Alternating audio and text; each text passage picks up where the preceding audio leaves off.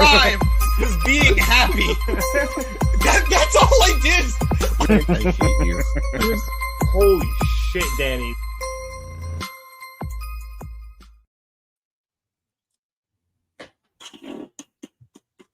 Hello, everybody. Oh, you go. I tried covering for you. Hello, everybody. Welcome. Hello, everybody. Welcome to another edition of the Market Down Podcast. My name is Nick Cummings, and despite the false start, this is James Asante joining me. Welcome back. And on this day, ladies and gentlemen, we can see clearly. Look, this was a very good show. James and I loved this pay-per-view. It was great. Excellent pay-per-view. Excellent pay-per-view. Yeah, we're kind of going to ignore everything for a second because the end of this show has completely surpassed everything else. It has taken over all talking points as Adam Copeland, ladies and gentlemen, is all elite. After the Darby Allin versus Christian Cage match for the TNT Championship, Nick Wayne, at the end of the match, turned on Darby, which we'll talk about in a minute because obvious Nick Wayne turn is obvious. And after the match, he and Christian were kicking the absolute shit out of Darby. And then Sting came down and tried to make the save, but he ended up getting outnumbered as Luchasaurus joined into the fray.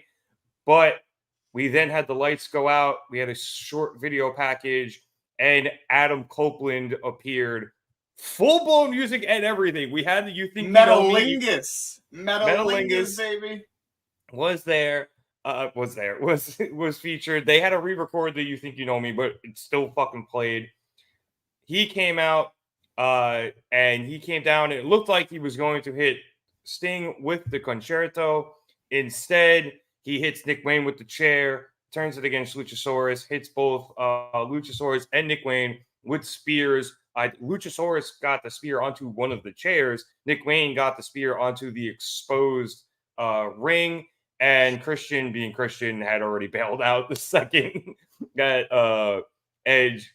Adam Copeland hit the chair shot, and he went up the ramp clutching his precious TNT championship. So, James, this is a bit of a coup, I think, for AEW. This is, I think, easily the biggest star they signed away from, WWE, if you want to call it signed away from them. But, and if I'm not mistaken, it's the first time we've seen Adam Copeland outside of a WWE ring. So this is huge, obviously. But it's surreal, and I'm almost at a loss of words of how to describe it just because of how big of a deal this is.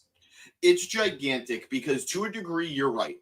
Adam Copeland, since he's been Edge, has never been Adam Copeland, Edge, any type of wrestler anywhere else but WWE. From the moment he started his professional wrestling career in WWE, other than retirement, he's always been with WWE. He never jumped ship. He got his training done in the WCW power plant, but that doesn't even count. That's training. So he got trained elsewhere, but from the moment he was in WWE, he was WWE full life. But I guess not. This is huge. I don't want to say he's the biggest star that they signed away from WWE.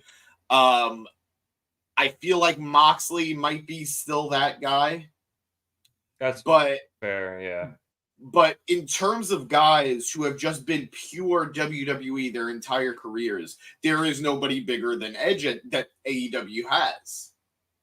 If we're going to be very honest too, AEW kind of snaked Sting away too, in a way, but we won't get into it. But again, in terms of just pure WWE only guys, it's Edge. Moxley wrestled the Indies. Jericho was WCW, New Japan, and there's a little bit of New Japan in the middle anyway. Punk, sure. I'd say maybe you could make a very good argument for Bryan Danielson too. But again, Bryan is a guy who made his name elsewhere, just got bigger with WWE. Edge or Adam Copeland. It's going to be hard. Adam Copeland is a WWE product through and through. So it's so weird to be in this world. I've been, as long as I've been a wrestling fan, Edge was in the WWE. When I first started watching wrestling 20 odd years ago, Edge was Edge in the WWE. I saw him rise up. I saw him become a main eventer. I saw him win Money in the Bank. I saw him win his first WWE championship. I was there when he wrestled Undertaker live at WrestleMania in the main event. I was there for his first retirement. I saw some of his matches once he came back, and I just thought, this is a guy who's WWE for life. He's a WWE Hall of Famer. They made him a Hall of Famer years ago, like 10 years ago, 10 plus. And he's in AEW now. I don't know how to process this. I'm excited. I am a huge Edge head. I don't know if we can still call ourselves that, but I am a huge Adam head. It doesn't work. Anyway, we'll workshop it. I love this guy. I think he is so valuable, but I'll also admit I was getting tired of him in WWE. I have not been crazy about how he was used in WWE. I didn't love how he kept going over Judgment Day. Him going over Finn at Mania really twisted my panties. I'm not going to lie to you. But it's okay because I have faith in how he's going to be used here. I don't know why I do. I just do. I think he's going to add so much to AEW. I think he's going to do so much for the younger talent. And I think this is going to be the proper goodbye for Edge or Adam Copeland. Which is weird to say because you think it would have been in WWE. So, yeah, it's. You had other Hall of Famers, you had other legends who have known Edge for a very long time say, I don't think he's ever going to leave. I think he's going to be a lifer. Kurt Angle just said it in an interview. Other people have left. Edge never left. I don't think he's going to leave now. He did. And let's be real. The dream matches, Adam might not be able to wrestle on a weekly basis, but he can still go. He can still put on good to great matches. And the talent is there. I'm looking forward. Edge versus, I'm thinking down the line, a heel Adam Copeland, because let's be real. He's coming in as a babyface because there's no way you could fight off that babyface pop for the debut. But he's going to be a heel eventually. Him versus Hangman, amazing. Like, that's so crazy. I haven't even began to process the amount of awesome matches that we could have. There's so many matches. Adam versus Hangman. Adam versus Kenny. Let's do Brian versus Adam right. Because it's just the entire BCC in general. We could get, I know, thank God Danny's not here for me to say this. Edge and Christian versus the Hardys. Yeah, we can run that back. Team 3D is going. So Edge and Christian versus the Bucks. Edge and Christian versus FTR. Like, again, as Navarro was saying in the comments, Sting versus Edge. That's a match we've never gotten in any company. There was no company that was able to offer us Sting versus Edge. I mean, I don't know if we get a Sting one-on-one match. I don't really think we've had any in AEW, but you get, Edge and Christian versus Darby and Sting. Obviously, currently they're probably setting up for this. Yeah, Angel, you're absolutely right. Roddy's neck is an oracle. It's a fortune teller. He knew what was happening. He just didn't know how to tell us. But I think obviously our first match that we're getting set up here is, Copeland, Sting, and Darby against Nick Wayne, Christian, and Luchasaurus. And I'm already all in on that. No pun intended. But we're already getting that. That's our opening salvo here. It's crazy.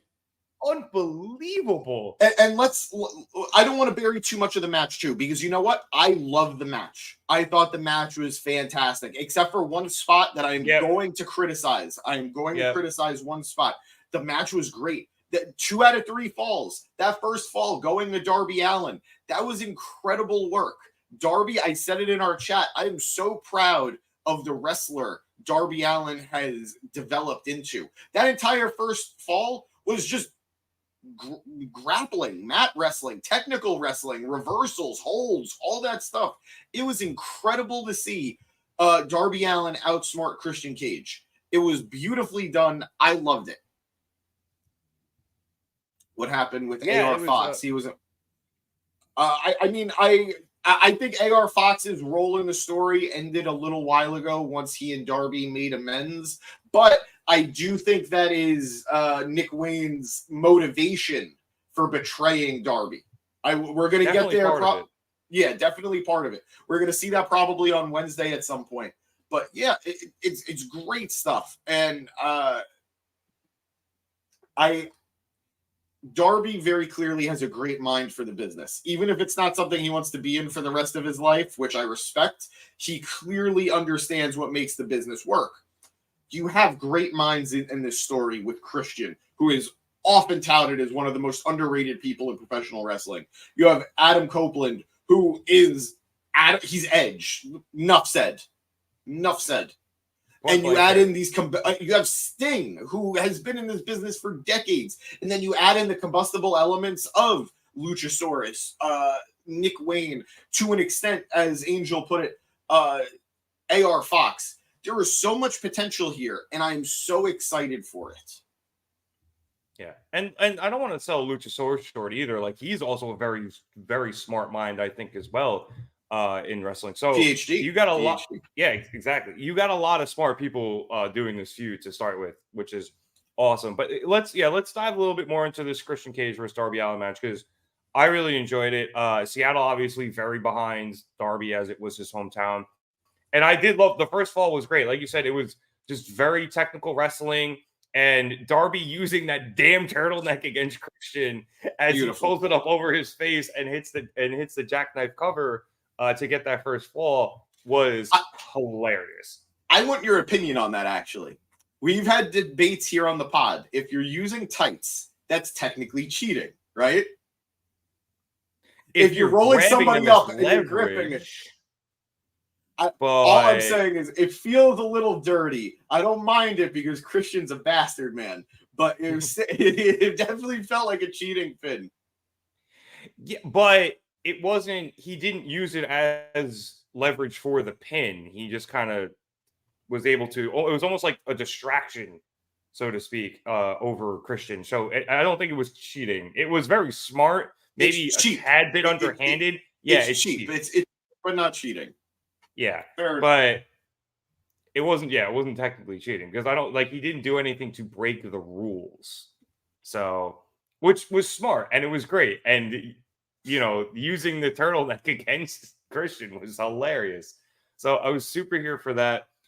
The second fall, I guess we can get into it. There was a lot of good back and forth in this second fall, and then Christian really started to turn the tables when he sent Darby into the announce desk, which again was at ringside tonight. And then that turned into a very, very, I'm trying to think of the word here. Convoluted seems like not the right word, but it was definitely convoluted. Messy. And messy, yes. Stair spot, where as Darby was recovering from the table spot, Christian moved the stairs around to the side of the ring. And it looked like initially that Christian was going to suplex Darby into the stairs. And granted, the steps part were actually facing the ring, so it wasn't like we were going to get a smooth, solid surface landing here. No matter what, yeah. It was the jagged edge of the stairs, and it looked like Christian couldn't lift Darby, which is weird, or I don't know, like what it was, but Christian attempted the spot. It seemed like it almost looked like he audibled out of it, threw Darby to the floor. Shout out Nigel trying to save that, saying that he was merciful. And then, side note, Nigel was absolutely great on commentary tonight. Perfect balance of shit heel commentator, in my opinion. Never too much, never annoying, but definitely, you bad guy, you know? Professional hater, Nigel McGuinness, everybody. But then Christian from the floor threw Darby into the jagged edge of the steps. And then, I guess because it was part of the story, Christian then again brought Darby up to the apron. And again, it looked like he couldn't lift Darby or whatever it was, but he eventually got Darby up enough to the point where he could throw Darby into the steps. that then led to a 10-second count out for the second fall. But James, this seemed borderline dangerous. Whatever it was, Christian just apparently could not get Darby up properly, or at least it seemed that way. And it led to, like you said, a very messy and possibly dangerous spot. So I know we're just marks, and it's hard to criticize professionals doing things that we would never really be able to do. But Christian is a professional who's been doing this for, what, almost 30 years, close to it? 25, 30 years, yeah. Mm-hmm. He should know how to pivot, in my opinion. Christian should know if he can't do something to pivot. And I do not begrudge him. I do not blame him for not being able to hit it the first time, where Darby basically hit the floor and didn't really hit the stairs. I don't blame him for that. Shit happens. I was going to say, that looked like an audible. It looked like he dropped Darby on the floor on purpose because he couldn't get him to the steps. And then from the floor, threw him into the steps. All that, fine by me. I thought that would have sufficed. But when he got up on the apron and tried it again, he struggled even then. He couldn't do it even then. And then he decided to pivot how he did it, but he still did it. I didn't need it a second time. The first time from the floor was enough. I can believe that would knock somebody out on its own. I didn't need to see it again. And it was an uncomfortable spot. And sometimes uncomfortable spots are okay, but not when there is that level of risk involved. So I very much did not like that spot. It took me out of the match, if I'm going to be honest. It made me very uncomfortable. And look, we know Darby does stunts. We know he does stupid shit. We know he will throw himself at anything, jump off of anything, hurt himself in ways to entertain us. And I appreciate that. But there are limits. I don't want to see these guys in a wheelchair in 15 years, 20 years. So it was a tough spot, and I feel Christian should have known better. Management should have, somebody should have gotten in the ref's ear and said, you're not doing it again. Yeah. But it is what it is. I'm reminded of that Matt Hardy, Sammy Guevara spot where they fell onto the concrete and Matt busted his head on the floor. Yep. That's what it reminded me of. Sometimes there are spots we could just avoid. So I don't want to sound like an old grump. I don't want to sound like somebody who can't handle professional wrestling. But I did not. And there was one point where Excalibur said, this is not professional wrestling. What you were watching isn't professional wrestling. Well, I think that was more within the context of the match and not... Oh, of course. But it's meta because I believe that. Yeah, it was. It's meta because that didn't feel like it. So I struggled a little bit with that. But otherwise, incredible matchup. I don't want to take too much away from it because it doesn't deserve to be overshadowed by that horrible spot. But great matchup between these two guys. I just wanted on the record, I called the Nick Wayne stuff weeks ago. Yeah. Weeks ago. Obvious Nick Wayne turn is obvious. The kid's finally going to have a character. He hasn't had a character since he debuted, other than being Buddy Wayne's son and Darby Allin's sidekick. Yep. I don't know anything about who he is. So now I saw more personality out of him in the 30 seconds after he hit Darby with the belt than the entire run he's had so far in AEW. Yeah.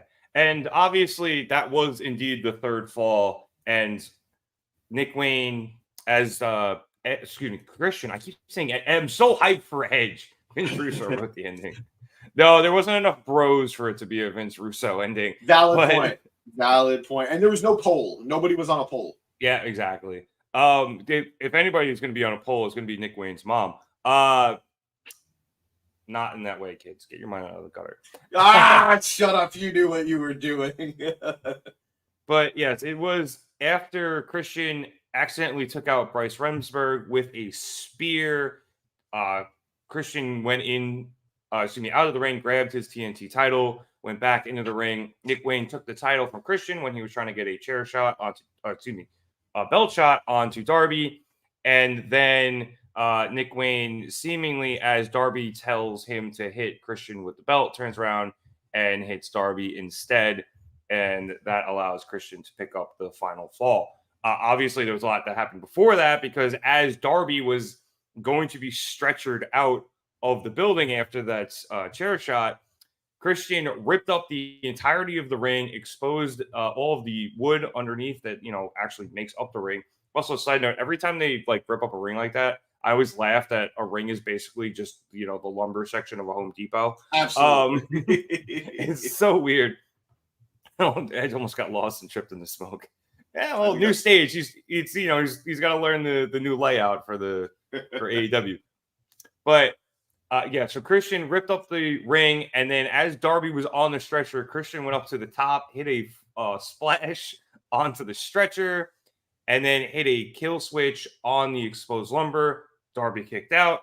Darby then later hit a coffin drop on the exposed lumber. Christian kicked out. And then eventually, after the spear to the referee, we had the Nick Wayne turn and the dub for Christian. So Christian retains his title. He's now been champ for either 8 days or 45, depending on who you listen to. But I did actually like the ending, kind of.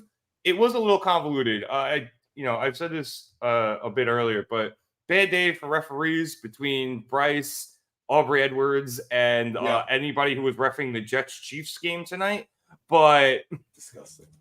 It was kind of weird that I know Remsburg was more concerned with Darby's health than what Christian was doing, but very weird that he just let Christian rip up the entire ring, despite the fact the match was still going on. I think in his mind, the way I could kayfabe it is, I think in his mind, Bryce thought the match was over because Darby was getting wheeled out, so he didn't care what Christian was doing. But then once the bell, fair, right? Fair point. It's one of those.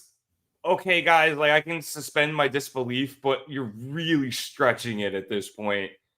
And it just, it didn't rub me the wrong way too much, but it was definitely a little come on. Yeah, no, I agree. It was a tough night to be a referee. During the tag match, during any of the tag matches, if I'm going to be honest, I know I'm supposed to just accept, okay, the 5 count is a suggestion, not a hard rule. But I had 5. They had 5 5s. Yeah. But I agree. It was tough to justify. I don't think the match was so convoluted. It's very clear AEW was trying to recreate what they did with the Adam Cole, Bryan Danielson debut, where you get this moment and you think this is the moment of the night, and then a bigger moment happens right after. That's the actual moment. And it was very clear they tried doing that with the Nick Wayne turn to the Adam Copeland debut. And did I mess that up, by the way, when I said Adam Cole, right? I didn't say Adam Copeland before. No, you got it. You were good. You were good. So many Adams to keep track of in this company. I know, right? You got Page, Cole, and Copeland now. Jesus. Awful. But that's what they were going for. It's not the same. I'm sorry, Nick Wayne. I'm rooting for you, kid, but you're not Adam Cole. But it was really cool to have Adam debut the way he did. The whispers have been there. People have been speculating for a while. You were a little on the fence. You didn't really buy it. I truly did not think he was showing up. I thought everybody was just hyping themselves into it. I was just quick tangent. We don't go on tangents, but quick one.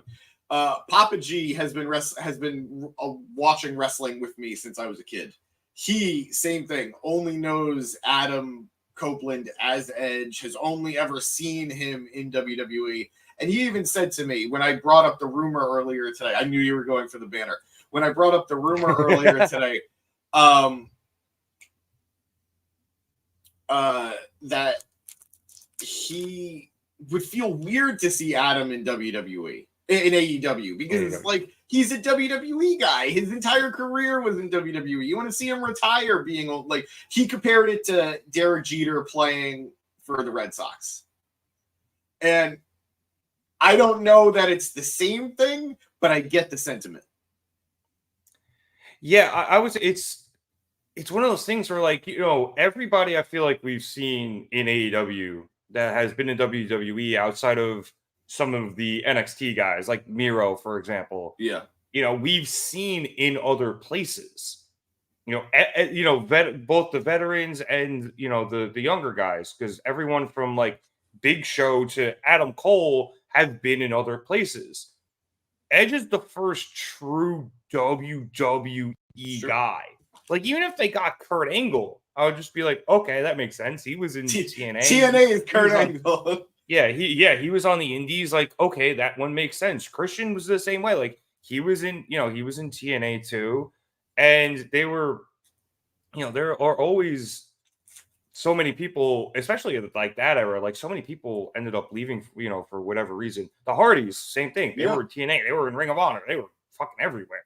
So it's not Cena or The Rock or Stone Cold, but like it almost feels at that level where, he was always WWE and he's not now. And it's so freaking trippy. And I'm just gonna, I don't want to be a hater to anybody, but that's clearly fucking Nigel's job. Yeah, seriously. But Adam Copeland is not going to bring in a ton of views.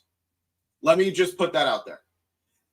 Adam Copeland, Edge, was never a huge ratings guy in WWE.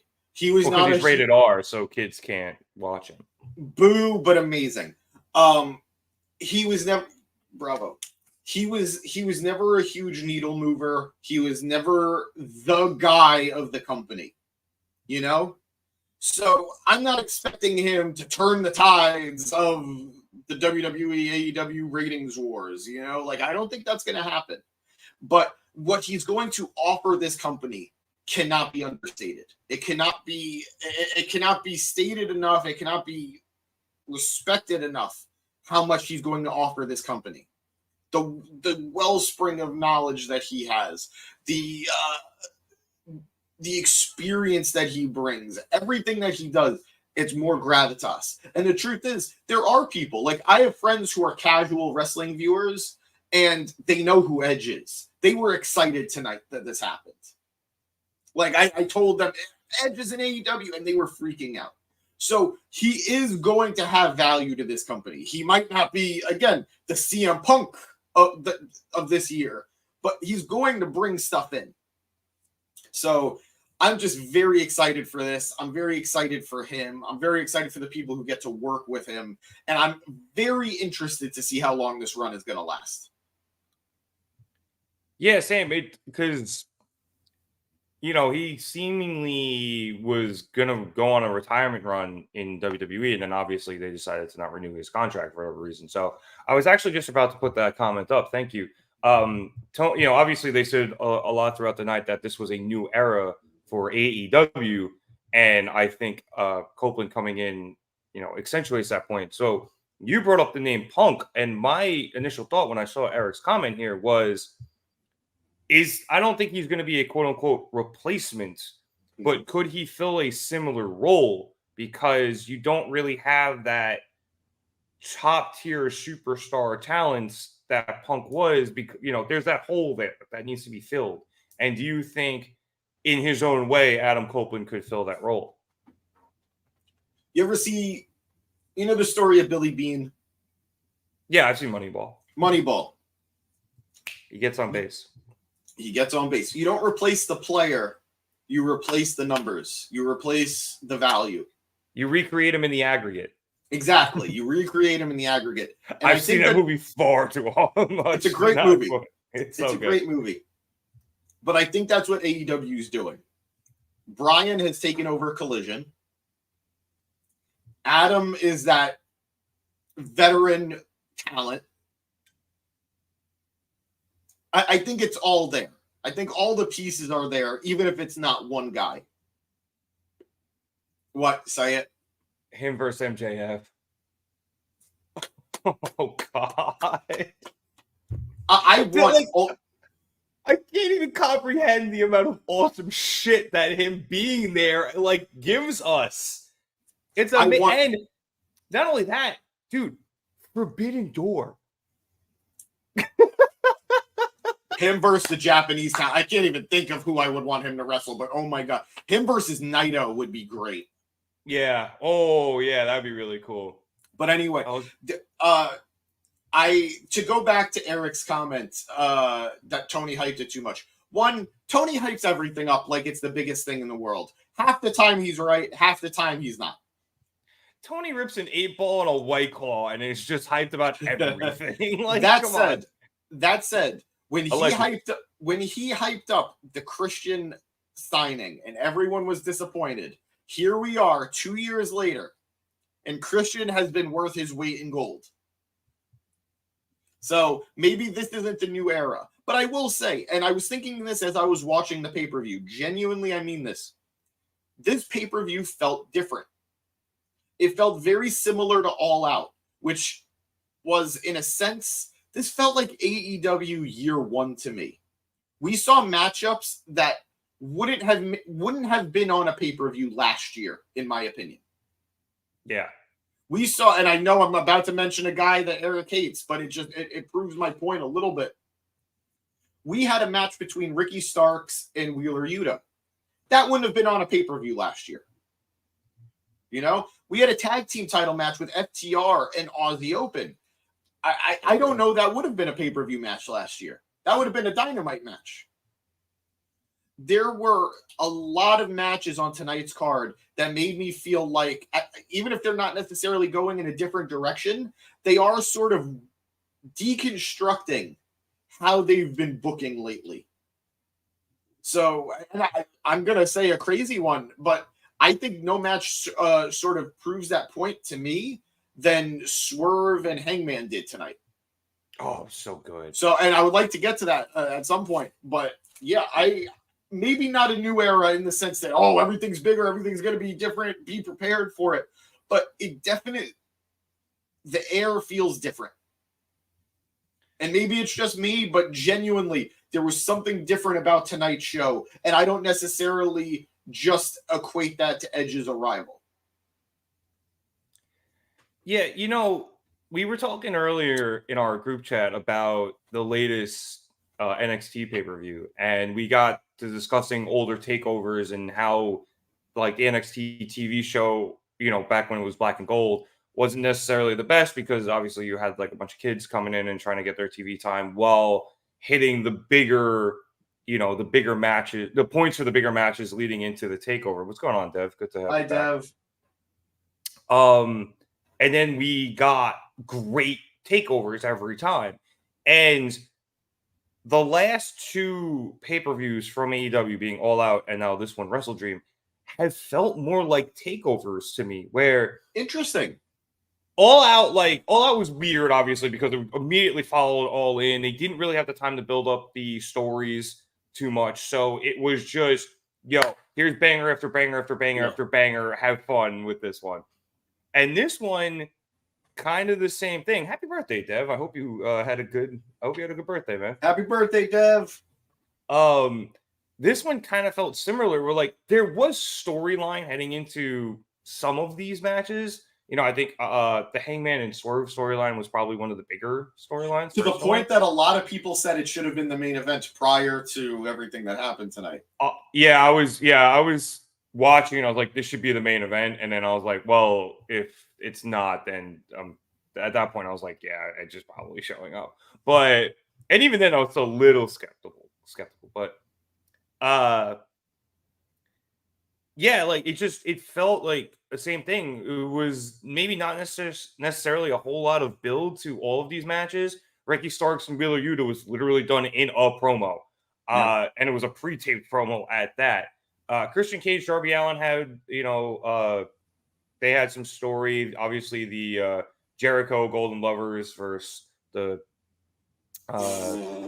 Callis family thing had, we'll get to that, you know, had some build-up. But like FTR Aussie Open didn't really have any build-up. The four-way match to get the number one contendership for the tag titles didn't really have any build-up. Eddie versus Shibata didn't really have any build-up. MJF, the Righteous like the build was just MJF and Adam Cole getting hurt. Like the Righteous themselves had a promo, and all of these matches hit. And that's what I was saying. Like, even if they didn't have build up, like AEW at this point is like, you know what? Even if we don't have the best story, you're gonna get your money's worth out of this fucking pay-per-view because Absolutely. These matches are gonna fucking slap. And I think that goes back to, again, I'm talking early AEW a lot, but it's true. AEW represented a lot of different things in its first year. There were certain parts of the show that were very story driven. There were certain parts of the show that were very work rate driven. There were certain parts of the show that were just hardcore messes. And then there were certain parts of the show that were very indie style. So I appreciated it back then because it felt like there was a little something for everyone. And I like that about this pay-per-view. It's like you said, there were matches that did have build. Hangman versus Swerve, Darby versus Christian. All those two matches had stories that had been ongoing for weeks and weeks, if not months. And then you had matches like you said, the Righteous versus MJF, which was basically just, this is a showcase for MJF. Let's continue his character growth. And it was fun. It was just a fun match. So I'm right there with you. I noticed those two differences, and I'm embracing it. Yeah, I think back in the early days of AEW, you had a lot of this. Everything was almost like it was like a smorgasbord, a buffet of different types of matches. Sometimes you get a hardcore one, and then you get the technical wrestling match, and then you get a really great tag match, and it was always something different almost every match, and you got every little bit of wrestling that you could possibly have in one pay-per-view. And I feel like we're starting to get back to that again, and it's kind of nice, honestly. I agree. I completely agree. I'm interested to see what brought about this change, but I'm not going to question it too much. Yeah, I'm not complaining. This was another great pay-per-view, even though we didn't think we wanted or needed it, and we were a little confused when it came out, or when it was announced. But we kind of felt the same way about All Out when it was following All In immediately, and we were wrong then. We were wrong now. Like, this was great. So let's get into some of these other matches. Otherwise, we're just going to talk about Edge for the rest of the night. I did want to quickly go over 0 Hour because I thought it was a bit of fun. We had Kojima, Keith Lee, Athena, and Billy Starks defeat Shane Taylor, Lee Moriarty, Diamante, and Mercedes Martinez in a mixed tags match. I thought that was fun. Just nice to see Kojima going around. Keith, nice to see Keith Lee do something. It's been a bit of a rough run for him recently. It's so depressing. He's so good. There was a thread on Square Circle the other day, and a lot of people are convinced that he's just lost more than a step after his COVID bout and whatever's going on with his heart issues. So I still love Keith Lee. Anytime you get him on a pay-per-view, do so. And the Athena Billy Starks stuff is still hilarious to me. Athena ate a spear for Billy Starks. Like, she's softening. It's so great. Even guys, if you're not really watching Ring of Honor, keep up with what's going on with Athena. It's one of the better stories in not just women's wrestling, but wrestling today. Yeah. After that, we had Claudio Castagnoli defeat Josh Barnett, and that was pretty cool. And obviously, if you guys don't know, a lot of this was built around Antonio Inoki. I think he coined the term WrestleDream. So they had a lot of people who related to him and stuff. So Claudio fought Barnett, and apparently he's a big, very close friend with Mox. So Mox was on commentary, which was our first dose of Mox on commentary tonight, and he was great throughout the night. So let me just give a little background on Josh Barnett, former UFC World Heavyweight Champion. Runs a wrestling company called Bloodsport, which is... He runs Bloodsport? I didn't know that. Yeah, even if he doesn't own it, he runs it. And Bloodsport is a very violent wrestling organization that I don't know how much of it's legit and how much of it's work, but it's definitely the type of place that guys like Moxley thrive in. And there was it was reported prior to the pay-per-view a few days ago that Moxley, had he not gotten injured and lost the title to Rey Fenix, the plan was to the plan was for Moxley to defend the international title against somebody who wasn't from the company. I am now convinced that he was going to defend the title against Josh Barnett on pay-per-view, but because of his injury, they pivoted to Claudio on the pre-show, which, bummer if you're Josh Barnett, but still fun for the crowd to have gotten Barnett versus Claudio. And Barnett is not somebody to mess around with. So the fact that Claudio got a win, that's a big notch on his belt, in my opinion. Yeah, I really like this match. It was a very good technical match. I like Claudio won with, a technical roll-up, which was really cool. Like a good pinning predicament. And then Barnett put him over. Put him over. Like, seriously put him over. So hopefully, I'd like to see them do that match again. They teased it. And if what you said about Moxley was true, that'd be pretty cool to see that as well. I do like Mox was like, this is kind of like BCC Civil War, because that's my boy. So unofficial member of the BCC, Josh Barnett. But what do you think? So Mox said later in the night that he got fined for something he said during the pre-show. He said son of a bitch. He said son of a bitch. And then I think he dropped his shit. Okay. He said he dropped his shit at the end. Okay. So Mox won, Chucky T nothing. But so the key is just put Chucky T on commentary. Yeah, probably. Yeah, exactly. Honestly, I don't know if he actually got fined, but I'm sure it was a line he said. Off. Yeah. But either way, that was hilarious. Which is funny too, because then when he was on commentary later, he kept mentioning the swear jar anytime he got close to saying something, and then towards the end, Excalibur said "son of a bitch." Bullshit. And I was like, and he said bullshit. He said both. You're right. And then I was like, oh, Excalibur's gonna have to go to the swear jar. So I guess at that point, once Moxley started cursing, all bets are off. Yeah, pretty much. But he was great. Also, we had Luchasaurus versus Nick Wayne. Luchasaurus ended up winning that match, and he pretty much dominated Nick Wayne. So, very interesting dynamic to what happened at the end of later the show. In the night. Yeah. Also, side note, I forgot to mention this. When Nick turned, his mom sold that great. Beautifully. I mean, if you're the wife of a wrestler and you've been the wife of a wrestler for a long time and you're the mother of a wrestler, you got to know how to play the game at that point. So well done. Well done, Mrs. Wayne. It'd be really funny if they just didn't tell her and that was her real reaction. Right. Also, I can kind of see why Edge got her number. And then at the bonk. You mean Christian. Oh, yes, Christian. Sorry. Jeez, I'm going to do that all night, aren't I? This is why nobody wanted Edge in the company, because everyone was immediately going to forget about Christian. I'm sorry, Christian. You're way better dad than mine. And then the final match on the pre-show was for the AEW World Trios Championship, as the Acclaimed defeated the Mighty Don't Kneel, Shane Hayes, Mikey Nichols, and Bad Dude Tito. Great name. Love it. Love it. But that was a fun match. Freaking Max Caster dropping a slapjack reference in his rap, and it was that. And what was the name of was it Retribution or whatever? Yes. Yeah, he dropped both in one bar, and this is great. I know I'm not doing it justice because I'm not Danny, but honestly, fun 0 hour. And if you didn't buy the pay-per-view by then, what were you doing?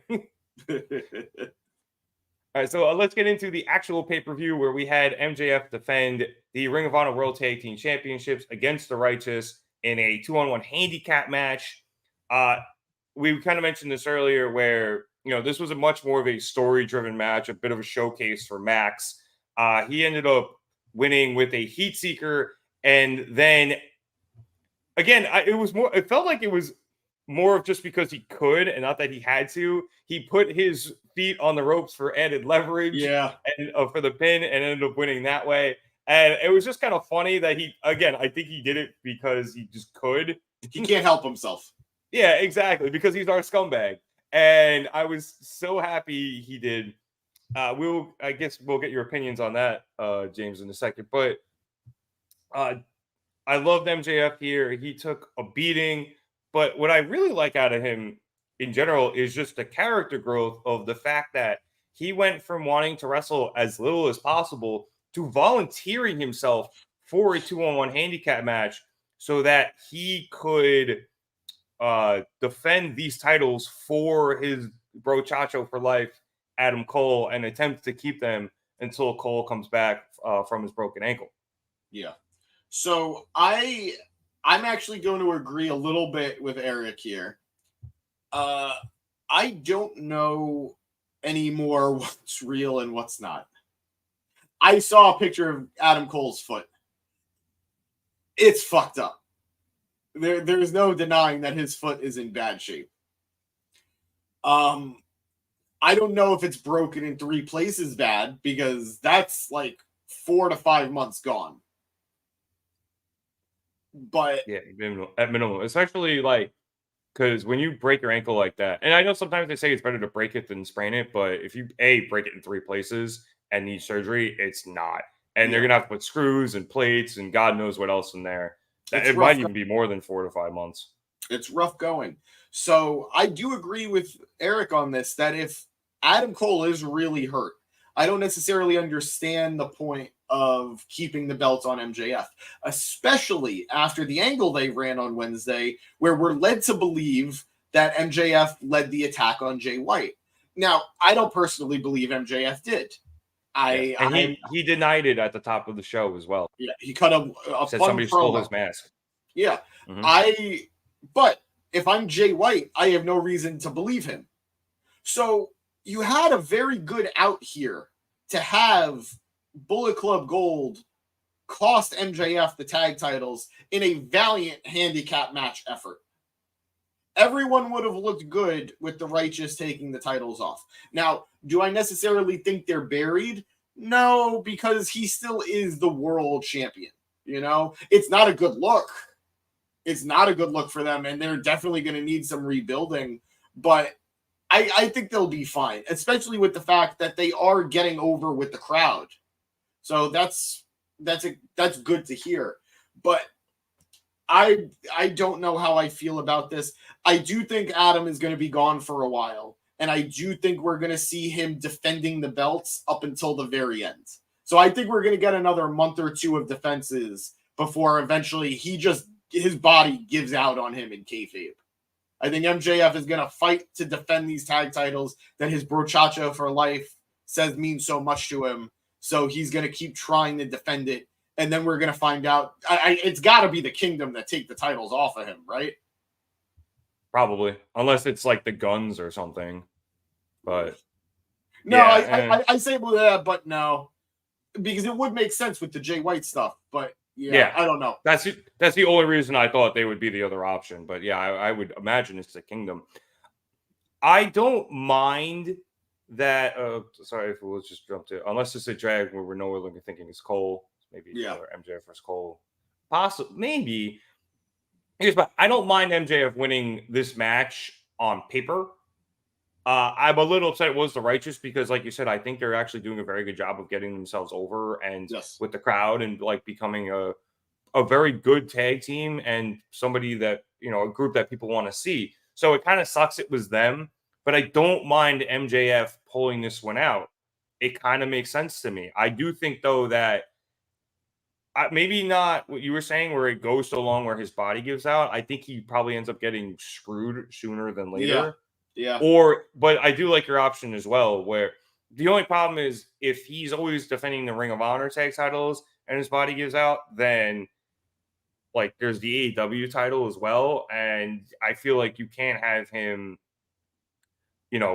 keep the AEW title with his body out and then lose the Ring of Honor. I think it's a weird dynamic. I think it's going to be a 1-2 punch. I think he loses the ROH tag titles and then very quickly drops the title to Jay White or Adam Cole. I think the plan was probably Cole, but depending on how hurt he is, they might pivot to Jay White. But to go with Eric's comments here, I think Cole turning is almost too much turning guys in AEW.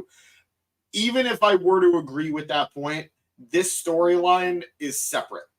This is a story that they have been building and building and building and has been the focal point of the company. They had their feel-good moment at All In. I don't know what would have happened if Cole didn't get hurt. So him turning should happen. It shouldn't last much longer like this. Yeah, Eric does not think it's going to be Jay White, but we'll see. I think it's possible. Yeah, I think it's possible. It would even be if it's not immediately.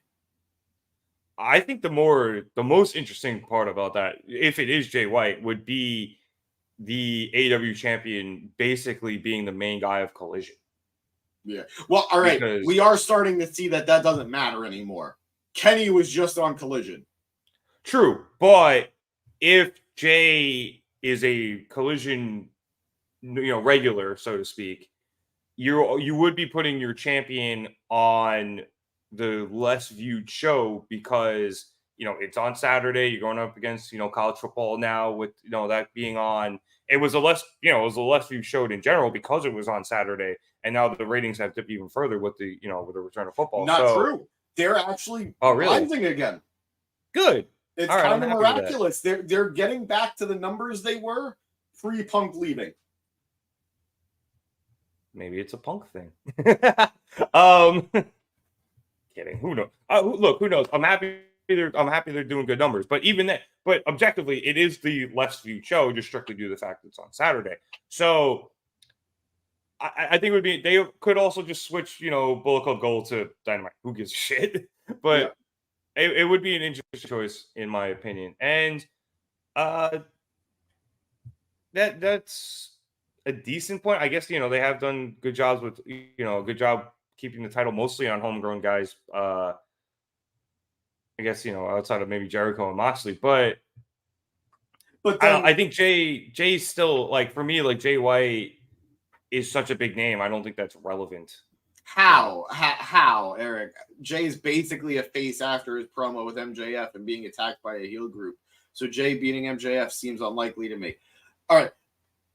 At most, maybe the attack gets him some sympathy, but he was 100% the heel in that promo battle with MJF. He was egging him on. He was hitting all of his bullshit heel catchphrases. He is absolutely the heel in the feud. It's just he's a heel who got attacked by another heel because they're trying to fuck with MJF. So I think that's why I think if it is Jay, it's not going to be right away. I think tweener. I don't know. I don't want to get stuck on that, but lots of potential moving forward for both the ROH tag titles and the AEW World Championship. It is kind of funny that the leader of Bullet Club Gold literally caught a stray. But wait, hold on. Jay isn't a big name, but neither is Adam Cole, who most likely is going to be the guy to take the title off of MJF. So who cares if it's a big name? They're not going to pivot out of nowhere to some rando. It would be stupid booking. Yeah. Also, yeah. I know. No, he does. He absolutely does. But I don't know why he's rooting against him. All right. Look, I said on Wednesday, Jay White is absolutely a guy who could be at the top of your company and lead the charge. So if they do end up putting the title on him, I'm all for it. If they end up putting on the title on Cole, I'm all for it. Both of those guys are phenomenal. He hasn't lost yet. He's super protected in AEW. Yeah. And again, I said this on Wednesday. It took them a minute to get that ball rolling. Like, he was not expected to be in this company. So I think, now that he's here and he's had a minute, he's got, Bullet Club Gold around him.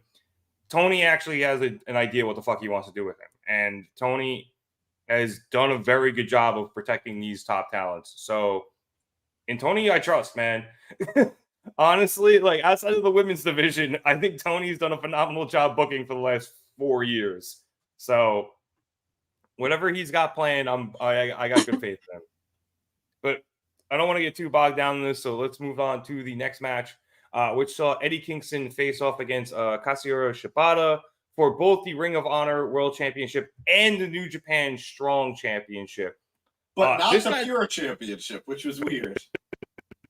Not the Ring of Honor Pure Championship. Because that would have been weird, though, because then you would have had to been contested under Pure rules, probably, and I don't know if Eddie could fight Pure rules. I mean, his finisher is literally a closed fist, so... Not anymore, baby. Now it's a power bomb. Oh, yes, he did end up winning with the powerbomb, but they also both hit like 6 spinning back fists on each other. Look, Shibata and Eddie just beat the fuck out of each other for like 12 minutes in this match, and it was awesome. It was And they everything did it I for wanted. funsies. They did it for fun. Like, they enjoyed doing it to each other, to themselves. It was nice. It was just, let's be wrestlers. Eddie's at a point in his life where he's just like, yeah, I just kind of want to fight the Japanese guys and just do like old Japan matches for the rest of my life, and I'm gonna have a great time doing it. I don't give a shit if I win or lose, and it just ends up with awesome shit like this. And I'm sure it was another one of those matches where Inoki probably would have been super proud of it. They just beat the fuck out of each other, and then after the match, Eddie literally was like, yeah, I won, but it's Shibata, people, cheer him, and literally walked out. I don't know if that was planned or he just did it, but he basically forced AEW to hit Shibata's music as the loser. And that, ladies and gentlemen, is why I love Eddie Kingston, because that's all he wants to do is just have great matches and then give respect to the other person. Yep. A real mensch. I'm sorry, I say Tony is a real stupid booker. I don't think he's a stupid booker. I think he's made more mistakes than Rev is saying, but I think he's an overall strong booker. I can't ignore the TNT Championship. I'm sorry. That's fair. The Codyverse. Yeah, I can't. It derailed everything. But yeah. Fun match. I just want to say I enjoyed it. I'm happy to see Eddie getting booked regularly and strong. No pun intended. And I'm very intrigued to see how the Ring of Honor reign is going to continue. Yeah, and I'm really excited that Eddie ended up getting a world title. Especially he won a world title in Queens of all places. It was funny. We were calling him winning a world title at Grand Slam for a long time. We just thought it'd be the AEW world title. It would have been better. But I'm happy. Name on the contract says world title. But it says Ring of Honor world title. Either way, I think he's having a blast with both of these belts, and I just give Eddie all of the good things. Oh yeah, honestly, and you couldn't go wrong with this match. It was great, but again, it was another one of those matches too where there wasn't really any build to this. I have no idea where it came from. I don't know if it happened on Collision or no. It was announced when he won the title. Dude, honestly, whoosh. Yeah. Granted, I was sick during Grand Slam, so like that entire week was a fever dream for me, literally. So I'm not surprised I don't remember it being announced. But either way, it was great. Oh yeah, I love this. After that, another great match, which saw Chris Statlander defend her TBS championship against Julia Hart. This was another great match. Julia Hart has been so awesomely booked since joining the House of Black. She's both, I think she was on like a 28 match win streak coming into this match. So she's been super protected in the ring, and she's progressed so well in the ring and with her character, both in the ring and as a valet for the House of Black. And then you have Statlander, who's just putting on banger after banger after banger after banger. And you come into this match and they, put on another banger. Statlander ended up hitting a Tombstone Pile Driver and then the Sunday Night Fever to get the win. She also avoided the mist, which was, I thought, very well done. Even though you could very sneakily see Julia Hart go into the ring and grab the pack. But James, I love this, and honestly, this was the best women's match I think AEW's put on in a very long time. I think it was a very strong match, and I just gotta I gave Darby his flowers for what, in my opinion, his growth as a performer, his growth as a wrestler. So it's only fair that I do that here with Julia too. Julia has grown so much in a relatively short time. I think she is such a strong performer now, and such a stronger performer than when we first met her as the cheerleader of the Varsity Blondes. Yeah. So she was a child then too. She's still really very young. She was a teenager then, and now she's just in her early 20s. And she has grown so much under the tutelage of the House of Black and Brody King in particular. So it was a great, unexpected, fun match. And I love those. I love going in with moderate expectations and then being really impressed. And I was really impressed by these guys. And let's say they are showing a lot of faith in Julia. she essentially had Stat beat if it wasn't for the fact that Stat was able to get her foot on the rope. Like, that was a good spot. So, good stuff from both women. Statlander is really building up the defense resume, and I'm excited for more. And the only shame is that this was the only women's match of the night.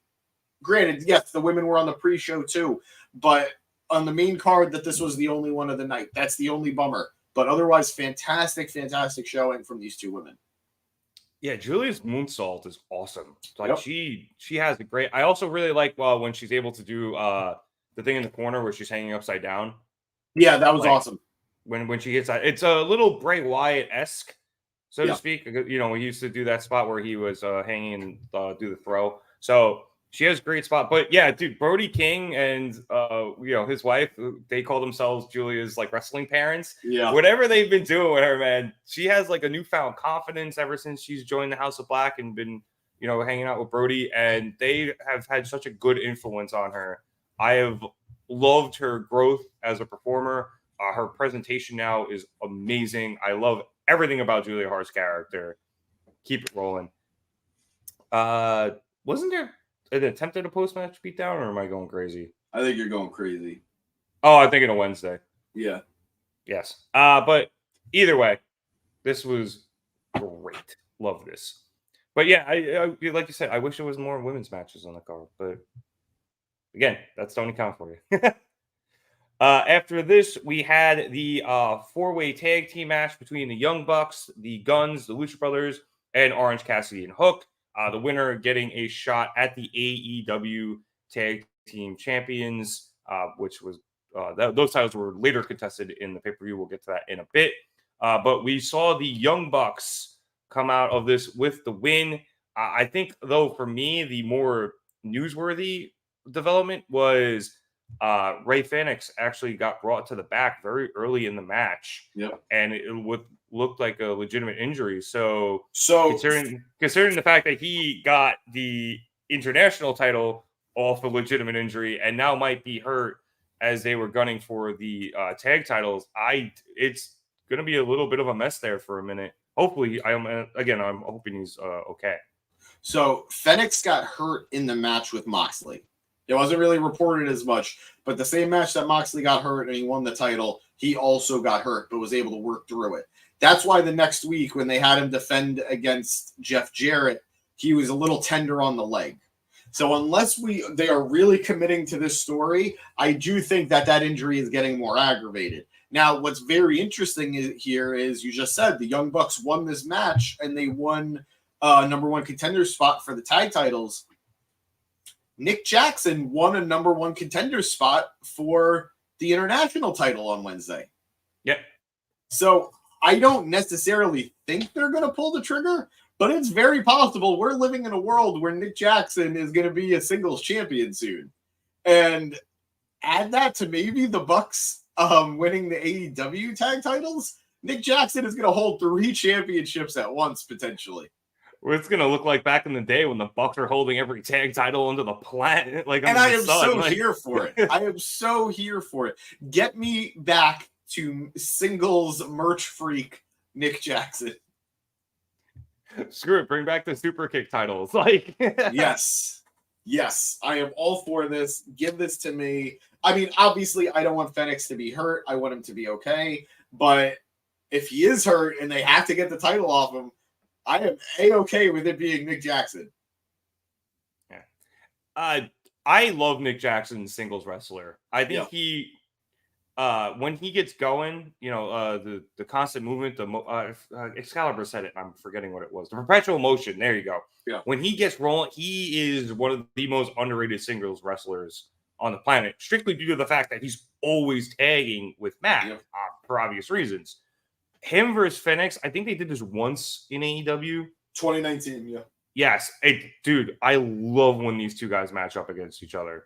So I'm super, super excited for that match. But as for this match, this was actually a really fun match. It was a bit of a clusterfuck, but it kind of was supposed to be. Yeah. But it was a beautiful clusterfuck. And I really enjoyed it. It was exciting. It was fun. It hit all the notes it had to. I did like that. I think if I remember the finish correctly, Orange Cassidy hit an orange punch, and that actually allowed Nick to win. So, just the fact that everything was a bit of a mess and that allowed the Bucks to escape with a win here, I truly, truly enjoyed this. So it was just a whole lot of fun for me. It was definitely messy. You're absolutely right. And I already criticized the refs enough for the night, but man, JR was definitely having an aneurysm in the back. Overall, I enjoyed it a lot. The Bucks were the team I was expecting to win. So I'm not necessarily thrilled at that notion, but I'm not against it either. I think they have been sorely missed in the AEW tag team division. So whether they win the titles or not, it's going to be a good match and it's going to be good for the division. So I'm into that. And yeah, just lots of fun spots in this match overall. But given the talent, that's not surprising in the slightest. Yeah, this is a match I think I mentioned on Wednesday where I was just like, there's too many good wrestlers in this match for it to not be good. Like, everybody in this match is awesome. So, and they put on a good show. I will say this, I was not expecting the Bucks to win because I wasn't sure what the outcome of FTR Aussie Open was going to be. And I genuinely didn't think that they were going to run back FTR against the Bucks again so soon. So I was a little surprised the Bucks won. I was actually kind of leaning towards what Danny was saying in our chat. I thought it was going to be Orange Cassidy and Hook getting a shot because we've had the Lucha Brothers versus FTR. We've had the Guns versus FTR. We just had the big Bucks Guns match. Bucks FTR match. So I was leaning that way, at least, prediction wise. And honestly, I've been saying this for a couple of weeks now. I'm super duper panicking about an Orange Cassidy heel turn. So I like low key was just like, man, they're gonna win and they're gonna lose to FTR, and then Orange is gonna turn on Hook because he wants a title, even though they literally just did that with Jungle Boy. But I'm like, it's like in the back of my head, I'm like, just don't turn him heel, please, for the love of God. Like, I know there's the angle there, don't do it. So I don't think they are. So I'm not. I wasn't worried about it, win or a loss. But I don't know. The Bucks just felt like they made the most sense, whether it would be FTR or Aussie Open. But let's see if they actually have it in them to take the titles and take the fourth match. The Bucks covered in gold again. God, what a time! Beautiful sight. Beautiful sight. Let's move on to another member of the Elite, Hangman Adam Page. He faced off against Swerve Strickland in what I think was match of the night. Top 3 for me. Yeah, this was great. Obviously, Swerve in his hometown of Seattle. Shout out to the Seattle crowd. It was indeed Swerve's house tonight. They were loud for him. And this is what I love about AEW.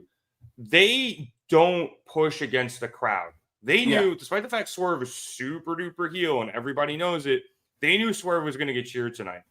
And, even though he technically fought the match heel, he played to the crowd, and Page played more or less heel to the crowd because he got booed this entire match, which was very weird to see because I don't think he's gotten booed in like 15 years.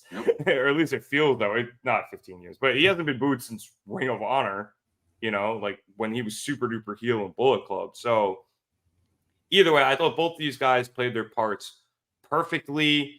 You saw Page injure his arm, and he actually ended up hitting the Buckshot Lariat with it, but because his arm was still injured, he wasn't able to get the pin.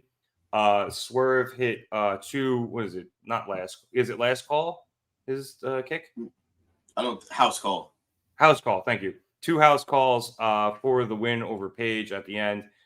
This was great. He also actually used Prince Nana's bejeweled headband while the referee was distracted. Because again, bad night for the refs tonight to hit Page and then hit the 2 house calls. So I'm not doing this match justice because it was so good. I 100% am watching this match back at some point. Yeah, no, I am too. I am too. Not even because I missed anything, but just because it deserves the extra attention. Exactly. It was that good. Excellent singles match for Hangman, something we haven't gotten in quite some time.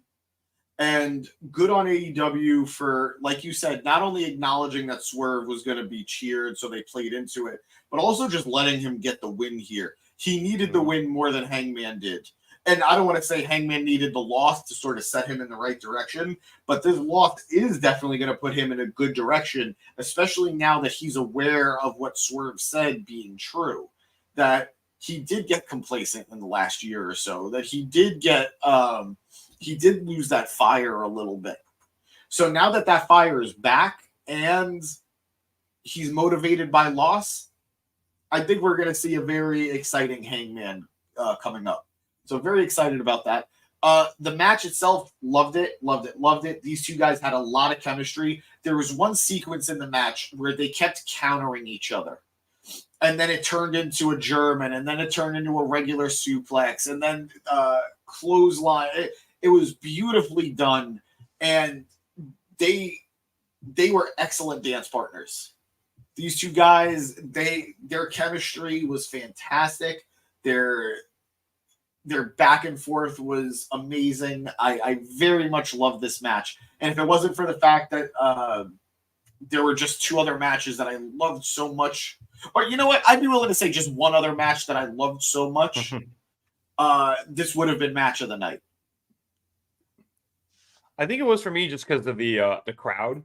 Like, Yeah, I really fair. truly think that like played into it so much. Not that Danielson versus Zack Sabre Jr. wasn't amazing, but I think because there was the hometown element for Swerve here, I think it edged it out a little bit for me, no pun intended. So I absolutely love this. Like you said, they were great chemistry. It almost kind of felt like, ooh, thank you, producer boy there. Edge is going against Luchasaurus on October 10th. So I guess it's 2 weeks. Yep. Cool. This kind of felt like an old school AEW. Hey, here's two guys you didn't realize you wanted to see wrestle each other, but they're going to go out there and just absolutely blow your dick off, and it's going to be awesome. And that's what we got. We got just two guys that we both really like, and they went out and just tore the house down, and it was awesome. So you get that, and I do agree with you. Swerve winning here, I think, was the right call. He is right at that point where this is the type of win that can propel him going forward, towards the main event. I think at some point, I do think Swerve is a future AEW World Champion. I think so too. I hope he gets a belt at some point. I mean he's a former tag team champion. True, but I would like to see him have a singles title. No, I would too. I could see him winning. He'd be all right. If you're not going to give it to Nick Jackson and you got to get the belt off of Phoenix, Swerve would be a great international champion. I was literally just thinking the same thing for the same exact reason. Now, granted, I do really like the idea of the international championship being the workhorse championship and it being defended all the time. And I think he's capable. Oh, heel makes it tough. Yeah, heel makes it a little bit tough. Could he do it? Yes, absolutely. I think he would go out and have bangers all the time. But because he's a heel, I don't think he would want to. And then, that kind of screws everything. That's why Moxley having it was such a good idea, because even though he is heel or face, or whatever you need him to be. Yeah, I don't know what the BCC are right now. I'm not going to lie. I'm very confused. They're fuck you. That's what they are. Yeah, basically. But yeah, him having that title would be pretty cool, because just everything else is kind of wrapped up. Because you have the TNT Championship with Christian, and then I don't think you want to really put a Ring of Honor title on him, and the AEW World Championship is wrapped up in whatever the hell is going on with MJFJ and Adam Cole. So that is what it is. And I did like what you said about Hangman too. Like, it would have been nice for him to get this dub, but he didn't necessarily need it. And I do think this kicks off a nice storyline for him in terms of him trying to get that fire back and trying to get to where he was, because I feel like not that he's necessarily been, lacking said fire, but he's almost just been like distracted for so long, because he's been trying to help Kenny in the Bucks and going up against the BCC and Not sure. All right, let's be real here. The Bucks and Kenny helped Hangman in that feud. That was his feud with Moxley.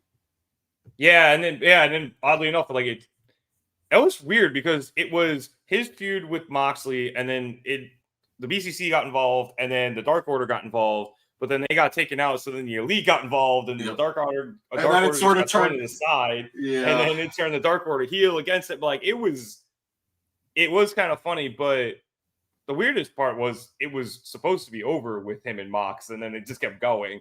But either way, like he has kind of felt distracted because he's been so involved with what's going on with the Elite. Not that that's been a bad thing. It's been nice to see him reunite with them, but you know, he hasn't really done anything for himself lately, and not necessarily in a selfish manner. Just, you know, the man is a great to propel himself. Yeah, exactly. No, I agree. I agree. So I'm looking forward to seeing what they do with Hangman in the coming months.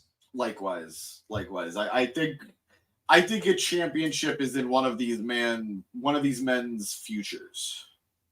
Yeah. Very well, soon.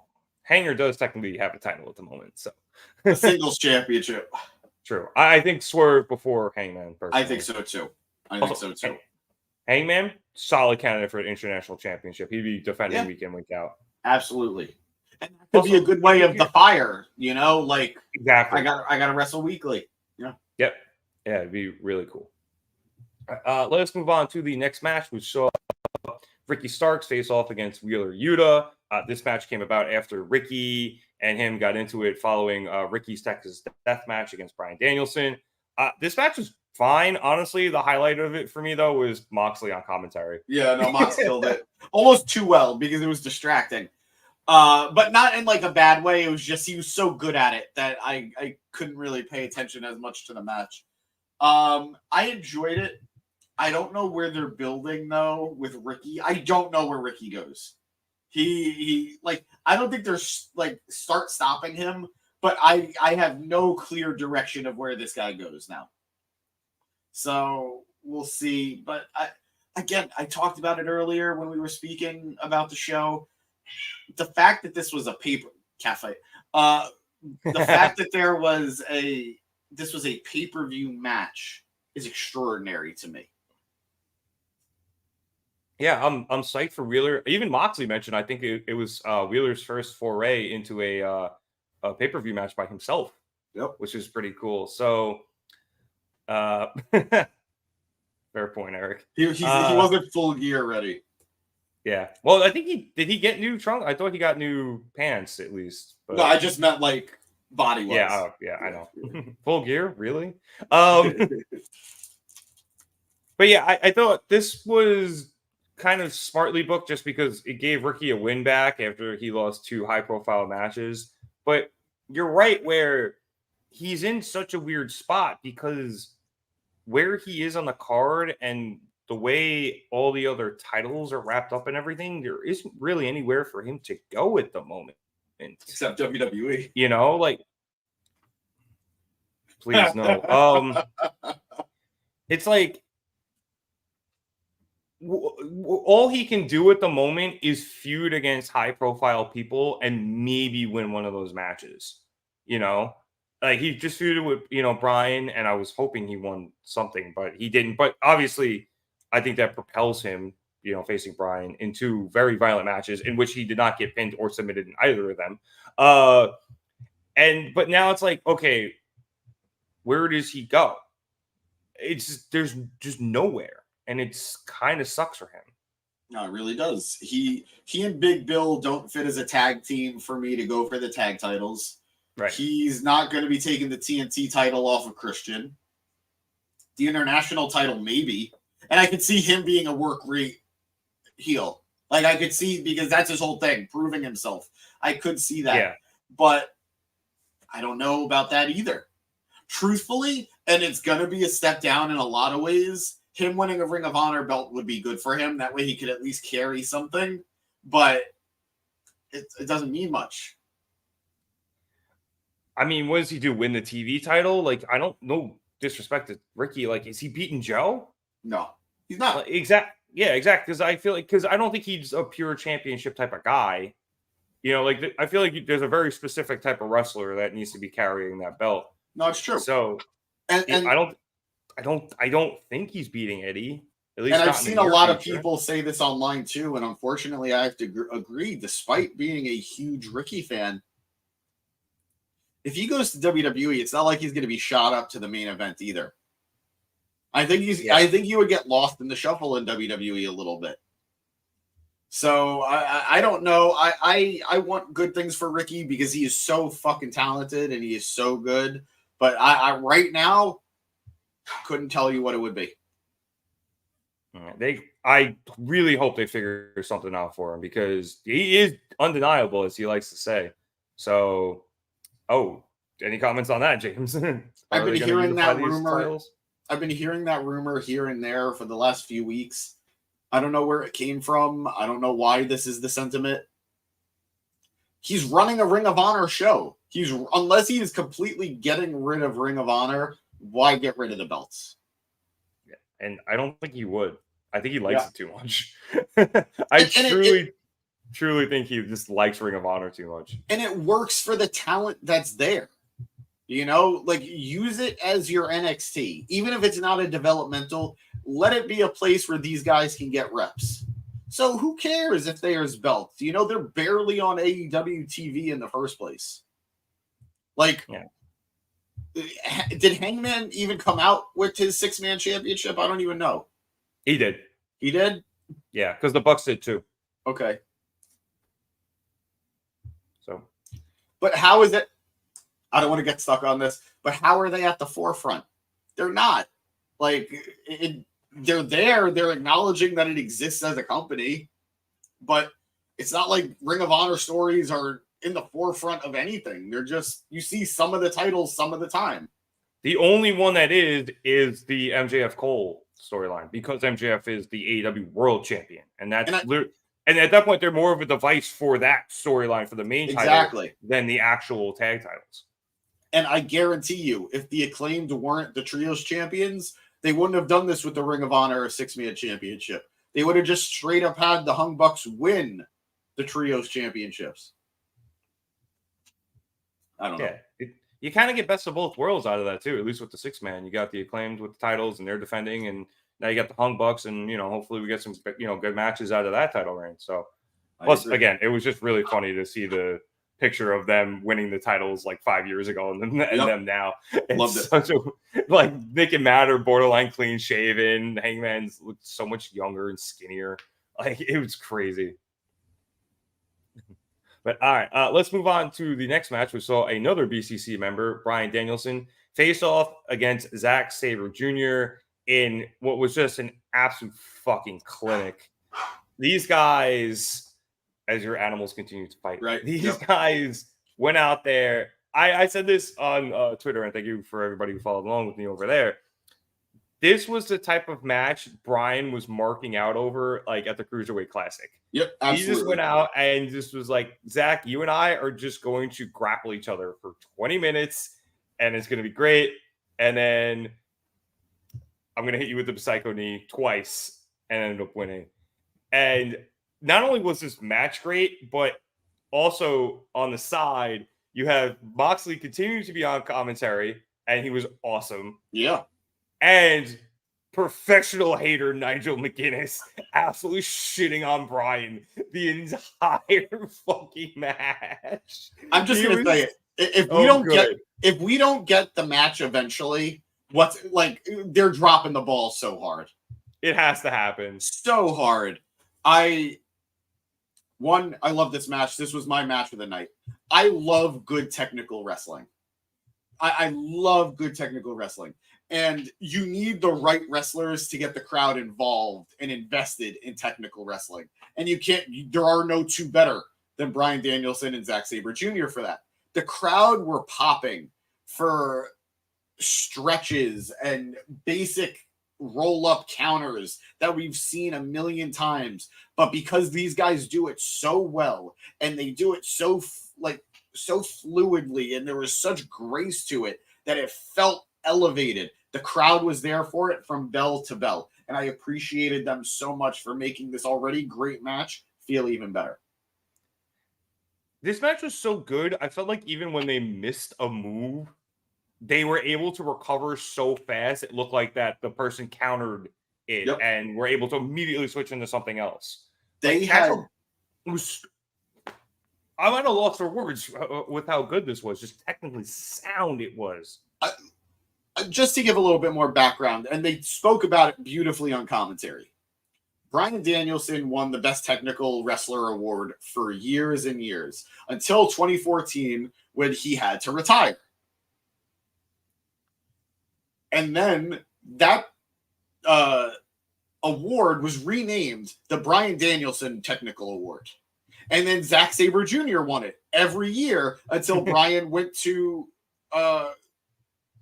I don't know if he won it in WWE when he came back to WWE. Not right away. But then Bryan started winning it back.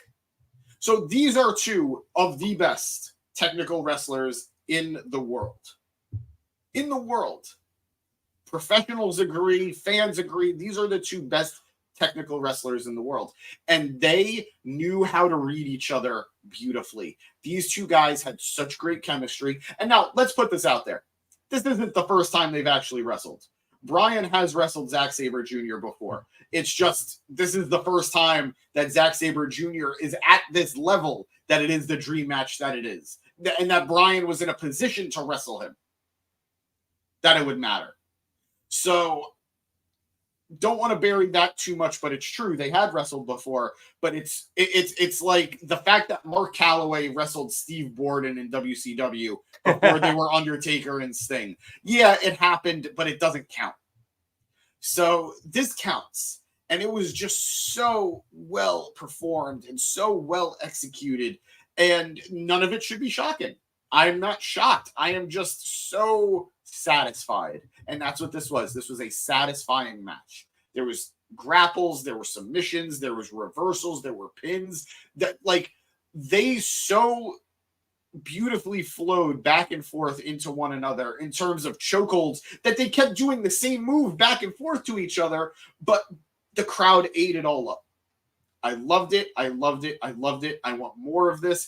Bryan is on a hot little streak right now. He beat Ricky Starks twice. He beat Big Bill. I almost said Big Cass. He beat Big Bill. And now he beat Zack Sabre Jr. The last time this happened, this led to a world title match for him. I don't want that here. I just want him to keep winning matches. I've never been so enthralled by a roll-up sequence. Yep. And that's how good this match was. I was on the edge of my seat with these two guys just going back and forth, countering each other's roll-ups and pinning predicaments. It was unbelievable. And again, I cannot say this enough. Nigel was so fucking good. I loved at the end. Bryan beats Sabre with a knee, and Nigel's like, Bryan beat him with a strike, therefore Zack Sabre Jr. in my book is still the best technical wrestler in the world because he didn't beat him with a technical move. Yeah. Professional hater Nigel McGuinness. And he did it well that it's hard to argue. I do want to talk. He stood up on commentary at one point when Sabre had him in a submission, and he was screaming at Bryan to tap out. It was so good. What a goddamn heel. But I do want to talk about in the match that one of the key points was Bryan's initial reluctance to use his right arm, the recently surgically repaired broken arm that now has a steel rod in it. Bryan was throwing European uppercuts with the left arm. He was favoring and focusing the left arm entirely. And really nice touch. Commentary did a great job of calling it out. And Sabre himself in the match was taunting Bryan about it until finally Bryan relents and he uses the right arm for a series of European uppercuts that just sends Sabre flying. Well done. I'm glad they didn't immediately go into it, and I'm glad they didn't drag it out too long. This was how you do this. And again, Bryan just understands how the psychology of a match. Bravo. And then at the end of the match, after beating Zack Sabre Jr., offering his hand for a shake with Sabre, only for Zack to grab his belt and leave. So maybe this isn't the end of their story, but great chapter. I really like the sequence when Bryan, who had been working over Zack Sabre Jr.'s leg with a series of dragon screw leg whips, which low-key one of my favorite moves in wrestling. Sabre was throwing uppercuts to the injured arm, and Bryan was returning with roundhouse kicks to Zack Sabre Jr.'s injured leg. I thought that was a phenomenal sequence, just continuing that great storytelling. Two guys just knowing how technically sound they are, attacking the limbs that they've been working over, and it was great. What is this? I've seen on Facebook about Brie Dunn wrestling. So I don't. So I assume this is Brian. Brian. Brian has gone on record saying that this is the last year he's going to be wrestling full time. He's never going to be completely gone from professional wrestling as a wrestler, but he isn't going to be wrestling full time anymore. So this is the final countdown. I'm not happy about it, but yeah. So that's probably what you're seeing, Dev. Yeah, and I think because of that, we're going to get a lot more matches like this. Like, Brian is officially on, all right, I'm hitting off my checklist levels, and Tony is going to do everything in his power to give him whatever he wants to do. He's to be like, all right, who do I, where do I put my money? Where do I sign the check? Who do I need to get to, for you to wrestle one last time? And we're just going to keep seeing stuff like this, and it's going to be awesome. I genuinely, truly hope we see that Nigel McGuinness match at some point. Me too. Because he was so fucking good. I cannot stop laughing about how good Nigel was. And Mox on the other side as his foil too was unbelievable. Because Mox at multiple points like lift off his headset and was just cursing at Brian to get up. Like a lot of money in the swear jar for Mox after this match, but just literally everything surrounding this match was absolutely perfect. I loved it. Absolutely. I loved it. Another match I'm going to have to go back and rewatch. I don't have to, but I want to. Yeah, exactly. No, I have to because that's how good it was. I physically have to. After that, we had the 6-man tag with Chris Jericho and the Golden Lovers of Kenny Omega and Kota Ibushi facing off against that carny piece of shit, Don Callis' family, being comprised of Konosuke Takeshita, Sammy Guevara, and Will Ospreay. I actually really liked this match. I thought it was fun. I was having a really good time. I really liked it right up until the end, where I thought they absolutely killed it because they had Aubrey Edwards be distracted for what felt like an hour. It was probably, it was long, but it was probably like a good 2 minutes. She was initially distracted by Will Ospreay's injury, or him feigning an injury, I think, which didn't really amount to much. And then she was then distracted by him, I think, grabbing his... he held on to her. Yeah, yes, he was holding on to her, and then he went over and grabbed his United Kingdom title, and then that distracted her, and that allowed Don Callis to hop into the ring while Jericho was attempting to put in the Walls of Jericho on Sammy. Callis hit Jericho with the baseball bat, and then Sammy was able to end up winning after that. So, look, I don't necessarily mind that carny piece of shit and his family winning via cheating. It was just the way they went about it. Like, again, very bad night for referees all across sports today. But this was egregious. Again, you can't have me suspend my disbelief for that amount of time. It was completely egregious, and I just genuinely don't understand what their plan was here because it just did not look good. You're being way more kind than I'm about to be, and you know me. I love me Kenny. I love me Golden Lovers. I'm very done with this story. I don't even care that Kenny has been losing, although I'm not fucking thrilled that I can't remember the last time Kenny Omega's won a match. Literally your lower third there, but yeah. Hangman's not the only one. What bothers me is that this is just still going. If I am Don Callis and the Don Callis family, I have no reason to continue this. I have one time and again. Will Ospreay has beaten Kenny one-on-one. And Jericho. Will Ospreay has beaten Chris Jericho one-on-one. The Golden Elite have been beaten by the Don Callis family. The Golden Lovers plus Chris Jericho, Golden Lovers, have been beaten by the Don Callis family. There is no more to benefit from the Callis family, but they're the ones who continue the feud. They're the ones who are continuing the bullshit in kayfabe. I am very done with it. I'm exhausted by it. It reminds me, and the way these matches are ending just keep fucking reminding me of like the bloodline stuff.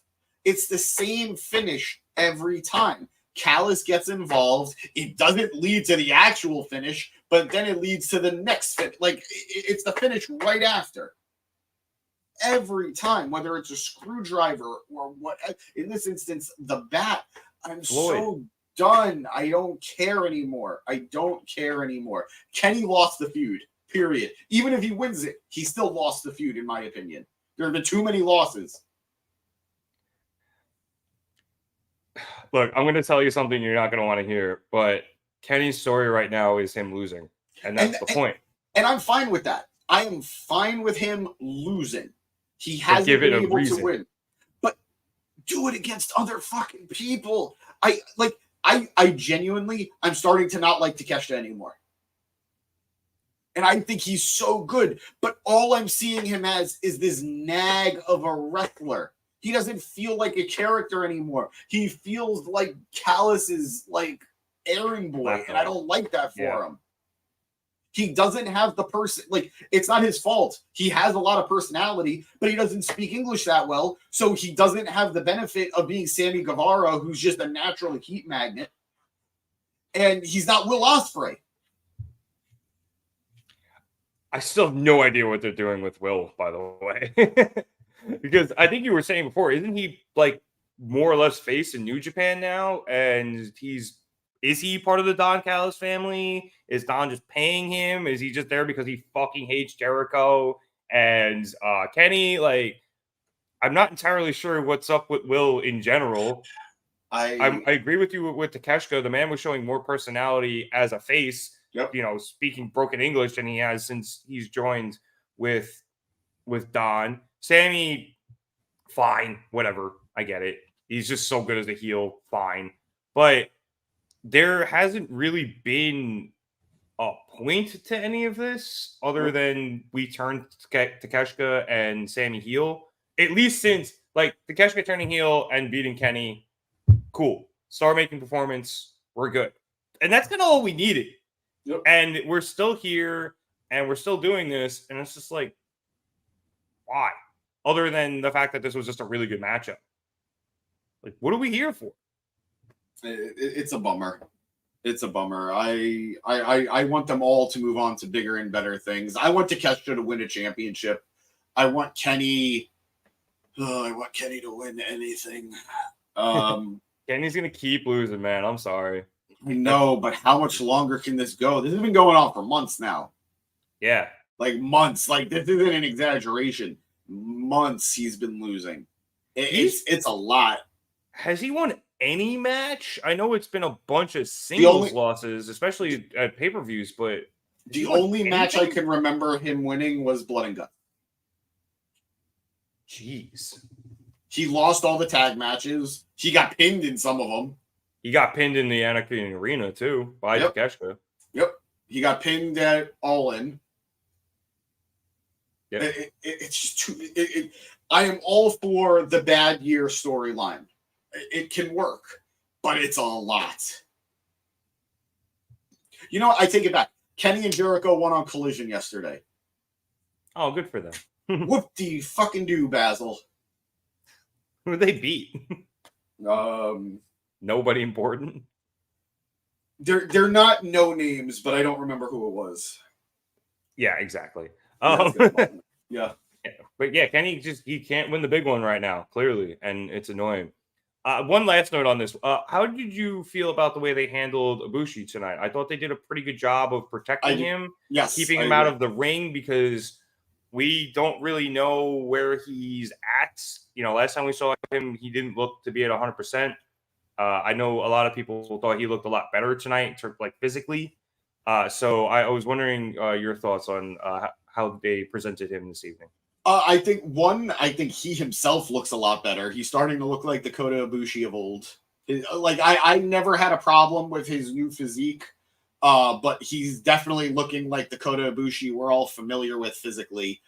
He definitely looked to have been in not just better shape, but better ring shape. That he didn't seem to be moving as slow. He didn't seem to be as a step behind the way he had been in the last couple of appearances we've seen of his. So I think this was a great use of Ibushi. He's now 1-2 in AEW. If they bring him back again anytime soon, I would very much like for him to get a win, even if it's separate from Kenny and the Lovers. But yeah, I was very happy. I love whenever he goes Murder Ibushi. Whenever he goes Ultra Instinct, it's really fun to see. But it's a tough thing if the crowd doesn't understand why. It was something that happened very naturally in New Japan.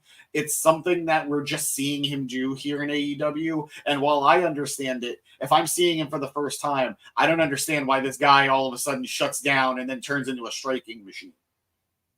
So I assume just because they touched his precious Kenny and he goes ballistic. That's not always something in New Japan. And sometimes it was just he got pissed off. But yeah, otherwise, great use of Ibushi, even though it was a loss. Jericho looked good. I love Jericho and him doing the sex gods pose. Yeah, that was so funny. That was a lot of fun. Kota just looked like, I don't know why I'm doing this, but here I am. I'm doing it. So that was fun. And he looked more confident. Like in the beginning, when he and Kenny were deciding who's starting this, that was a fun little thing. And it showed that Kota's in a better spot now. And even though their synchronicity wasn't to the second, when they did the double moonsault spot, it looked a lot better this time than the last couple times we've seen it. So happy to see this Kota Ibushi back. Yeah, he was definitely a lot more crisp than we've seen him in his last appearances in AEW. So I was very, very happy with that. I wanted to see more of him against Takeshita. We got that briefly, and the crowd seemingly really wanted it too. So hopefully we can get that in the near future. I do think we're going to get the one-on-one soon. I do think we're going to get it sooner than later. Yeah, so I love Ibushi. I mean, the guy's so fucking good. And yes, he is. If he's even 90% of what he was before his injury, he's still one of the top wrestlers in the world. Side note, give me him versus Brian ASAP. Again, going back to that Cruiserweight Classic where Brian was going gaga over Ibushi. Just let Brian fight everybody that's on the AEW roster from the Cruiserweight Classic. Just let Brian wrestle everybody on the AEW roster. Yeah. Fair. Yeah. As you know, he can drag a freaking broom to a 5-star match. So absolutely, give him anyone. Who cares at this point? Let him go for it. I'm now trying to think of everybody who was in the Cruiserweight Classic that's on the roster, and the only other person I can think of is Metalik. And I would love to see that match. Oh yeah, it'd be great. Love to see that match. It's I don't. We don't go on tangents, and I'm not going to hit the thing, but it was always weird to me how Metalik was so good in that, and then just did fuck all afterwards. Meltzer compared how WWE handled Metalik to how TNA handled Okada back in the day. Yeah, that's a bold claim, but I see it. The only other person. I was gonna say they kind of pigeonholed him into being a stereotype. It's the same thing. I can see the comparison. Who's the other person you were thinking of? Give it enough time, we might get Ali versus Bryan again. Oh, yes. Let's go. I would gladly take that. Yep. We'll see what's what. All right, let us get to our last match that we have to cover, which saw FTR face off against Aussie Open for the AEW World Tag Team Championships. This match, it took a minute to get going. I think the crowd was a little burnt out after the 6-man, and honestly, they were kind of burnt out after everything, just strictly because it was banger, banger, banger, banger, banger. But I kind of feel like after you had Danielson and Zack Sabre Jr., then the 6-man, and then the kind of the disappointment of the way that ended, it took them a minute to get going, the crowd at least, to get into this match, and I felt the same way, but it ended up looking really good. I don't know if Mark Davis got shoot hurt or not. It did look like that arm looked a little banged up. Yeah. Yeah, it looked like he fucked up his arm there. But FTR ends up winning with an Avalanche big rig. Why am I blanking Shatter on the Machine. other Shatter Machine? Thank you. Yeah. I can hear freaking Corey yelling in my head. I couldn't get the word out. Yes, an Avalanche Shatter Machine. But I like the match, and you could talk about that if as you will. But very, very interesting choice here to have them retain. And we had the earlier Bucks win. We're doing FTR Bucks 4 only a couple of weeks after we just saw what we thought was going to be the last matchup between them for a long while. Once in a lifetime. Again. I think it's his ribs, not his arm. Could be wrong. It could be. I think I remember commentary saying it was his left hand at one point, but then I saw him using the hand again later, so I don't know. When they try to hit their finisher, I'm blanking on the name of it. He couldn't use his hand. Like he dead ass, like they lifted up. I think it was Cash, and he straight up did not have his hand on Cash. Yeah, he did that one handed. So yeah. I genuinely think he got hurt. I think it was on. I saw people on Reddit saying it was on the dive from Cash. I can see that. Yeah, I can see that. Yeah, yeah. I thought the match was good. I'm big on Aussie Open. I think they are such an underappreciated team. I think the people that know how good they are singing their praises, and I think more and more people are getting there. But I understand them not being in a position right now where AEW feels like putting the titles on them. I would have, because I truly think they're one of the best tag teams in the world right now, and it would be cool to put those titles on a team that feel fresh like they do. But FTR is FTR. We're getting Bucks FTR 4. If only there was, a cum farter to join them and make this a trios match that we've all been waiting for. But I guess that's never, ever gonna happen now. So yeah, here we go again, and it'll be good. Kyle Fletcher is so good. Let me just put that out there. Kyle Fletcher is amazing, and good for him for dating Sky Blue.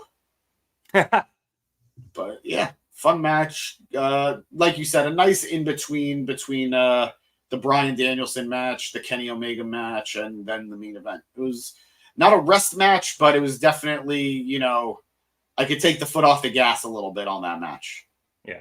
And they paced it nicely enough, too, where you were able to, as I said earlier, kind of rev back up into it. And by the time you had to really start paying attention, they were hitting all the notes they had to. And you got really into it. And as upset as I am that Aussie Open did lose, they were protected. They lost to an Avalanche pile driver on the hardest part of the ring, the apron, and then it was a super shatter machine. So, if you're going to go down, that's a good way to go down.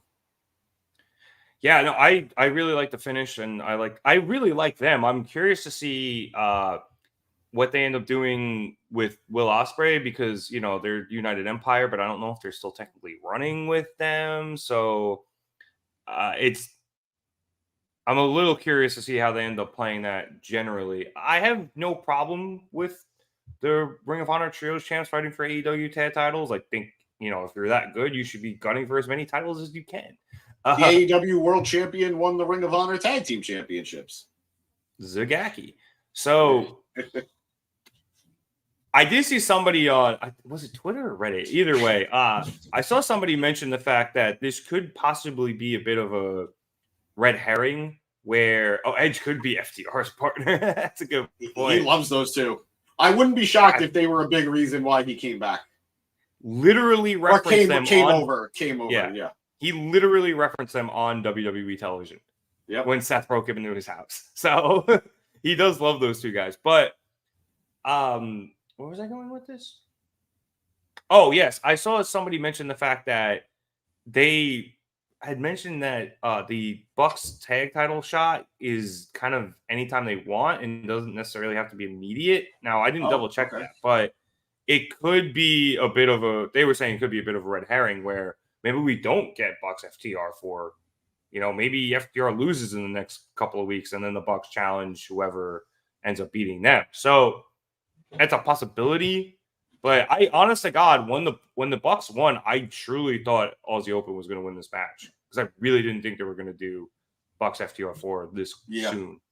So it is what it is. Hi, JL. Yes, the AEW did have a pay-per-view. And yes, Adam Copeland did show up. And it was awesome. And I'm still like, it was mind-boggling. I'm still perplexed in like a good way. I am like, the possibilities of that are endless. I'm so excited. You think they're gonna put him against Brian again? I said it before as a possibility. I would like it. I don't think so, because if this is Brian's last year and if this is Adam's true retirement tour, I think they're both going to want to wrestle people they haven't wrestled before. Fair. Did he ever fight Mox? I'm trying to think. I don't think so. No, because Edge was retired when Seth tried to break his neck. Yeah. So, yeah, he had already been retired for some time at that point, too. So, no. Yeah, I was going to say, I think AEW was a thing by the time Edge came back. So, yes, fun fact, it was. That was my birthday. Because Edge was approached by Tony Khan before Edge ever came back. But then when he got approached by Tony Khan, not knowing that Edge was medically healthy to even come back, it was, hey, maybe we should do some tests to see if you even can come back. That'd be cool. That's when Edge then went to Vince and said, look, if I am going to come back, I have an offer, but I would like to come back here. And Vince so Tony has been wanting Adam for years now. Yeah, honestly, it's exciting. So honestly, I would love to see him fight Moxley. I think that would be a really cool matchup. You can even mention, a former buddy of his trying to kill him. So that would be fun. I swear to God, I think I could talk about him showing up for the rest of the night. But we do actually have to go at a certain point because it is a school night, kids. And we're out of matches. So, James, I would like your overall thoughts here on WrestleDream. I personally thought it was another phenomenal pay-per-view. I think you mentioned it earlier where it did kind of feel like an older AEW pay-per-view where you kind of had a little bit of everything for everybody. You had some great technical matches. You had some good tag team matches. You had some great just straight up singles matches. You had an old school all Japan style, strong style match with Eddie and Shibata where they just kicked the piss out of each other for 10 minutes. I think you had, the buffet of matches, and I think everybody came out of here looking really, really good. I think Edge should stay away from Bryan because it'll just remind everyone that they both got decimated by WWE's top guy. I could get Roman Reigns beat Daniel Bryan. Roman Reigns isn't beating this Bryan Danielson. I'm sorry. That is true. But he did technically stack the both of them on each other and pin them in the middle. That was Daniel Bryan and Edge. This is Adam Copeland and Bryan Danielson. There's a difference. I love this pay-per-view. I love the string of success AEW has had with these pay-per-views. They've been on such a run since Forbidden Door. Forbidden Door, All In, All Out. Well, I'll throw in Grand Slam, even though it wasn't a pay-per-view. But in terms of just big shows, and now WrestleDream, it's been a hell of a run for them. And I'm so excited to be a part of it and to have been a part of it at Grand Slam. My wallet needs a break. Next year you're going, even if we got to put you in like a bubble. I'll just Travolta my way into fucking Arthur. My wallet definitely needs a break in terms of how many pay-per-views they're giving. The new rumor is we're getting another pay-per-view in December, and it's probably going to be in New York, I'm hearing. So I think, don't get too excited. I think it's going to be Ring of Honor Final Battle. Still good, but yeah. Still a little excited. Yeah. So it's been a great run. This was a great show. I think Bryan and Zack Sabre Jr. is going to be a match that people look back on years down the road and using it as an example of how good technical wrestling can be. And it was excellent. Excellent. No notes. Good stuff. Thank you. Yeah, my only note would be don't make your referees look like idiots. I think that's my only note. That's a fair note. That's a fair note. I think every down note of this pay-per-view involved the referees looking dumb, which is, we suspend our disbelief, I think, quite a bit in AEW. And we, are able to hand wave a bunch of stuff of referees' discretion. But it's got a little out of hand tonight. But other than that, no, don't fire Aubrey. You could fuck right off with that, Eric. Aubrey is a saint, and she has the best feud of the year against Karen Jarrett. So, no, you have to keep her on the roster. But other than that, yeah, everything in this was phenomenal, except, again, the ending of the six-man tag with the Callis family. But I enjoyed all of this. My head, again, is still spinning from all the Adam Copeland possibilities and him coming up. We do have, we have Fastlane next weekend. It's exhausting.